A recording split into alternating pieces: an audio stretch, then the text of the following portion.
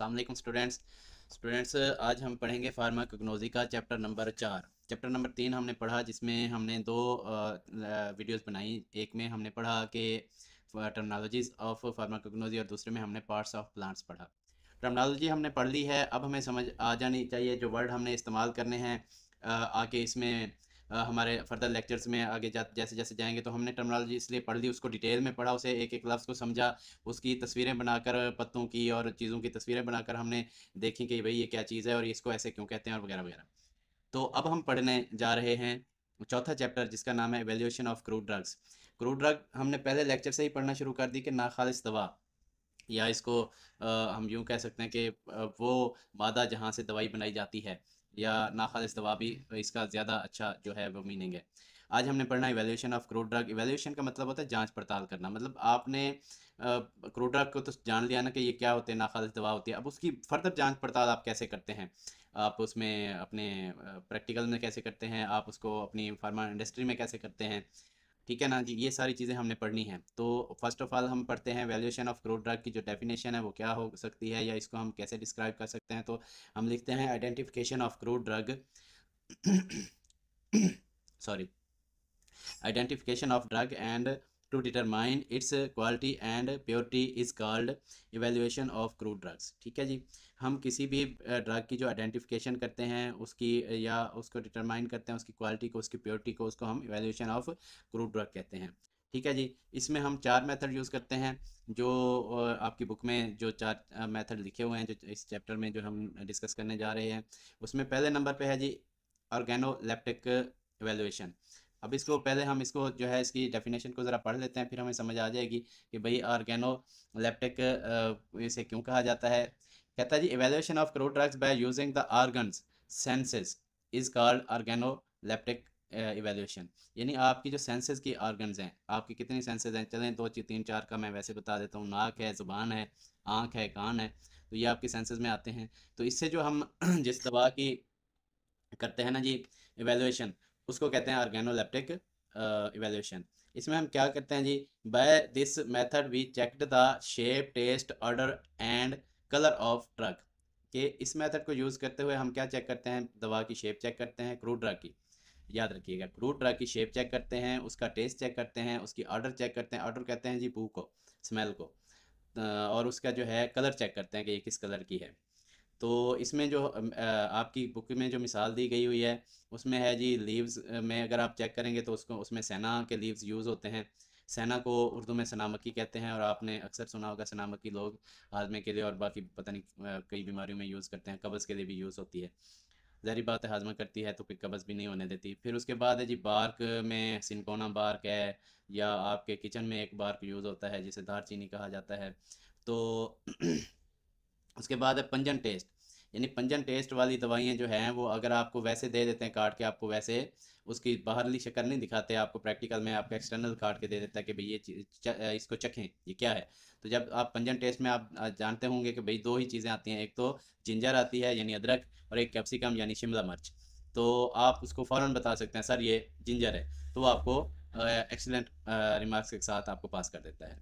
तो अगर sweet taste में 2 चीज़ें आपकी जो मेडिकल इसमें फार्मा इंडस्ट्री में यूज़ होती हैं, उसमें एक ग्लाइसरीज़ा है जिसे हम उर्फ़ आम में मलट्ठी कहते हैं, और दूसरे नंबर पर हनी है। हनी आप सब लोग जानते हैं, शहद, वो वैसे ही मीठा होता है। तो स्टूडेंट्स, ये 4-5 दवाइयों की मिसाल देकर दिखाया गया है कि भाई ये वो चीज़ें हैं जिनको आप देखते ही बता सकते हैं, आप सूंघते ही बता सकते हैं, आप चख कर बता सकते हैं। ठीक है, या आप उनका रंग देख कर बता सकते हैं। तो ये मिसालें थी। अच्छा, इसके अंदर एक और यूज़ होता है एक term stomatal number. Stomata stomata जो है वो आपको मैंने पीछे जो हमने चैप्टर पढ़ा है उसमें मैंने आपको बताया भी है कि पत्ते के ऊपर पोर्स होते हैं, छोटे छोटे सुराख होते हैं एक पत्ते के ऊपर, तो उनको स्टोमेटा कहा जाता है। तो ये बहुत ज़्यादा सुराख होते हैं, यानी पत्ते की एपिडर्मिस पे, यानी एपिडर्मिस जो हमारी ये स्किन है इसको एपिडर्मिस कहते हैं। इसमें हमारे भी पोर्स हैं बहुत सारे, जिनसे हमें पसीना वगैरह आता है, या हम सर्दी और गर्मी की जो है वो जज़ब करते हैं हमारी बॉडी। तो उसमें जो स्टोमेटा के जो नंबर डिस्कस किए गए हैं यहाँ पे, स्टोमेटल नंबर को, तो उसमें यह है कि नंबर ऑफ स्टोमेटा पर millimetre square of epidermis is called stomatal number. तो इसमें होता क्या है, पत्ते के अंदर जो स्टोमेटा होता है उससे क्या होता है, एक तो वहाँ से ज़ियाई तालीफ का अमल होता है, और एक उसमें ये होता है कि ये जो ऑक्सीजन दरख्त अपनी तरफ खींचते हैं रात के वक्त और कार्बन डाइऑक्साइड बाहर निकालते हैं, और दिन के वक्त कार्बन डाइऑक्साइड बाहर निकालते हैं और ऑक्सीजन अपनी तरफ खींचते हैं, जिसको हम क्या कहते हैं, यानी एक्सचेंज ऑफ गैसेस कह सकते हैं। और वो जो ज़ियाई तालीफ है उसे फोटोसिंथेसिस कहा जाता है। तो ये अमल जो है ये पत्तों के सोमेटा के जरिए होता है। अब हमने यहाँ ये देखना है स्टोमेटल नंबर को जो है हमने कैसे डिफाइन करना है। इसका एक जो छोटा सा एक फार्मूला है वो मैं आपको बता देता हूँ कि नंबर ऑफ स्टोमेटा और बटा यानी divided by millimetre square of epidermis, यानी सपोज के ये थोड़ी सी स्किन है, यहाँ पर हमने इसका जो है ये कितने मिलीमीटर ऑफ पर स्क्वायर है, इसको हम नंबर ऑफ स्टोमेटा पे तकसीम करेंगे तो हमें पता चल जाएगा कि यहाँ पे कितने स्टोमेटा हैं। ये यानी हमने स्टोमेटा पत्ते में देखना है, यहाँ पे नहीं देखना। वैसे मैंने आपको एग्जांपल दिया है अपनी स्किन की कि इसको हम इस तरह एक फार्मूला बनाकर हम इसको ढूंढ सकते हैं या इसको जांच सकते हैं। ठीक है जी। तो आगे है जी स्टूडेंट्स फिजिकल एवेल्यूएशन, यानी अब हमने आँख नाक कान ज़ुबान का इस्तेमाल कर लिया, अब हम उसका फिजिकल इस्तेमाल करते हैं। क्या कहता है जी, physical evaluation includes to check the elasticity viscosity melting and boiling point of crude drug. कहता है जी फिजिकल जो एवेल्यूशन है उसमें क्या होता है जी, उसमें हम चेक करते हैं, क्या चेक करते हैं जी, क्रूड ड्रग की इलास्टिसिटी चेक करते हैं और उसमें कितनी लचक है, विस्कोसिटी कितनी गाढ़ी है, मेल्टिंग पॉइंट उसका चेक करते हैं। मेल्टिंग चेक करते हैं वो किस पॉइंट पे जाके वो दवा जो है मेल्ट करना शुरू हो जाती है, पिघलना शुरू हो जाती है। उसके बाद हम उसका बॉइलिंग पॉइंट भी हमने उसका जो है नोट करना होता है। तो पहला वाला जो था जो जिसमें हम ऑर्गेनोलेप्टिक वैल्यूएशन में हमने सारा कुछ वैसे ही कर लिया, आँख से नाक से ज़ुबान से सूंघ लिया, ज़ुबान से उसका टेस्ट कर लिया। तो इसमें क्या है, इसमें हम कोई ना कोई मशीनरी इस्तेमाल करके फिर हम इसको जानेंगे, इसको समझेंगे। तो पहले नंबर पे जो है वो जो मशीनरी इस्तेमाल होती है उसका उसको कहते हैं स्पेक्ट्रोस्कोपिक एनालिसिस, और उसमें जो मशीन इस्तेमाल होती है वो होती है स्पेक्ट्रोफोटो मीटर। ठीक है जी, स्पेक्ट्रोफोटोमीटर इस्तेमाल होती है इसके लिए। इसमें यूवी लाइट आती हैं, आईआर आती हैं, एनएमआर आती हैं, ये मैंने यहाँ पर मेंशन किया हुआ है। ठीक है जी। अच्छा जी, उसके बाद क्रोमेटोग्राफी, जो क्रोमेटोग्राफिक टेक्निक्स भी इसी में यूज़ होती हैं। क्रोमेटोग्राफी का पूरा एक चैप्टर वो आगे हमने जाकर पढ़ना है, और इसमें सवाल जो वाइवा के सवाल हैं, और अक्सर क्रोमेटोग्राफी जो है वो आपके प्रैक्टिकल में भी लिखवाई जाती है फर्स्ट ईयर की फार्माकोलॉजी में। ठीक है जी। तो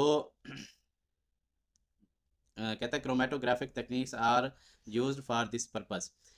एक तो स्पेक्ट्रोस्कोप यूज़ होता है और दूसरा क्रोमेटोग्राफिक टेक्निक्स यूज़ होती हैं। क्रोमेटोग्राफिक टेक्निक्स वैसे तो बहुत ज़्यादा हैं, लेकिन आपकी किताब में मेरे ख्याल में 3 4 या 5 हैं। ठीक है, तो उनको हमने डिटेल में डिस्कस भी करना है फर्दर आगे के लेक्चर में जाके।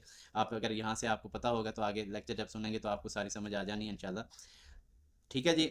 तो फिजिकल में क्या करते हैं हम, मेडिसिन की इलास्टी विस्कोसिटी मेल्टिंग या बॉइलिंग पॉइंट, सारा जो भी हमने उसको चेक करना होता है वो कहाँ से करना होता है, या तो स्पेक्ट्रोस्कोप इस्तेमाल करेंगे, स्पेक्ट्रोस्कोपिक एनालिसिस करेंगे। एनालिसिस होता है कि मुशाहिदा करना या उसका तजर्बा करना।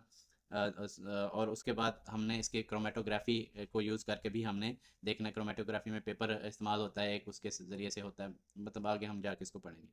तीसरे नंबर पे है जी केमिकल एवेल्यूएशन। केमिकल नाम से ही ज़ाहिर है कि इसमें केमिकल इस्तेमाल होंगे, और एवेल्यूएशन क्या होगी, केमिकल इस्तेमाल करके हम दवा की, क्रूड ड्रग की जो है वो जांच पड़ताल कर सकेंगे। तो इसमें कहता है जी to check the quality quantity and purity of crude drug by chemical test is called chemical evaluation. ठीक है जी। तो इसमें वो कहता है जी, इसमें जो उसने एग्जांपल दी है वो 3 4, वो कहता है जी एक तो इसको टाइट्रेशन के अमल से हम चेक करेंगे, दूसरा हम इसको ईस्टर वैल्यू के अमल से चेक करेंगे, तीसरा हम इसकी स्पोनिफिकेशन वैल्यू से चेक करेंगे, चौथा इसको एसिड वैल्यू से चेक करेंगे। तो स्पोनिफिकेशन का मतलब होता है कि झाग बनना किसी चीज़ को, जैसे हम साबुन इस्तेमाल करते हैं, शैम्पू इस्तेमाल करते हैं, उससे झाग बनती है। तो इससे भी हम यानी इसकी झाग बनाकर तो के इसको जो है हम चेक करेंगे। ठीक हो गया जी। अच्छा जी, कहता है जी the above test are perform to check the quality and quantity of glycoside alkaloids and volatile oils in crude drugs. ये देखें हमने ग्लाइकोसाइड, वोलेटाइल आयल और अल्कलाइड्स ये सारे आगे जाके हमने फर्दर लेक्चर्स में पढ़ने हैं। लेकिन वो कहता है जी केमिकल एवेल्यूएशन से हमने इन सारी चीज़ों की जो है वो क्या करना है, क्या करते हैं, चेक करते हैं हम क्वालिटी और क्वांटिटी। क्वालिटी कहते हैं मेयार को, क्वांटिटी कहते हैं मिकदार। ठीक है ना। तो इसके बाद है जी आखिरी जो चौथे नंबर पे है बायोलॉजिकल एवेल्यूएशन। बायोलॉजिकल देखें हमने सारी चीज़ें कर ली, ड्रग को क्या क्या हमने आँख से देखा, ज़ुबान से उसको टेस्ट किया, उसको जनाब नाक से सूंघ भी लिया। तो उसके बाद फिर हमने क्या किया, फिर हमने उसकी फ़िज़िकल वैल्यूएशन पढ़ ली कि भाई उसको हमने कैसे मशीनरी के ज़रिए चेक करना है। फिर हमने उसके केमिकल यूज़ भी देख लिया कि केमिकल हम अगर इन मेडिसिन में केमिकल डालकर इसको चेक कर लेते हैं। तो अब आ गया बायोलॉजिकल वैल्यूएशन। बायोलॉजिकल वैल्यूएशन का मतलब, बायो का मतलब है लाइफ या ज़िंदगी। तो इससे जो है हमें समझ आ रहा है कि बायोलॉजिकल वैल्यूएशन जो है ये हम क्या करेंगे, इसमें इसमें हम ये करेंगे, it's the type of experiment which is done on living organism, that is animal और ह्यूमन। तो इसमें क्या होता है जी, हम कोई भी जो दवा बना ली होती है, जो दवाई हमारे पास होती है, उसको हम जो जानवर या ह्यूमन पे चेक करते हैं। अगर ह्यूमन पे चेक करेंगे तो हम उनसे लिखवा लेंगे कि भाई अगर इस दवाई से आपको कोई नुकसान होगा तो उसके ज़िम्मेदार हम नहीं होंगे, और आप अपनी खुशी से ये इसकी ड्रग की प्रूविंग में या इसकी जो उसमें आप हिस्सा ले रहे हैं। और जो जानवर होते हैं जो ह्यूमन के ज़्यादा करीब तर होते हैं, या इस तरह जैसे चूहे हैं या खरगोश हैं, उन पे हम ये जब तजर्बात करते हैं तो इनको बायोलॉजिकल एवेलुएशन कहा जाता है। इसमें दो तरह की जो एग्जांपल हैं, दो मेथड हैं। इस एक का नाम है मैचिंग बायोलॉजिकल ऐसे, और दूसरे का नाम है मल्टीपल बायोलॉजिकल ऐसे। तो स्टूडेंट्स, ये लेक्चर तमाम हुआ। अगले लेक्चर के में मिलते हैं इंशाल्लाह जल्दी। तब तक के लिए अपना ख्याल रखना। अल्लाह हाफ़िज़।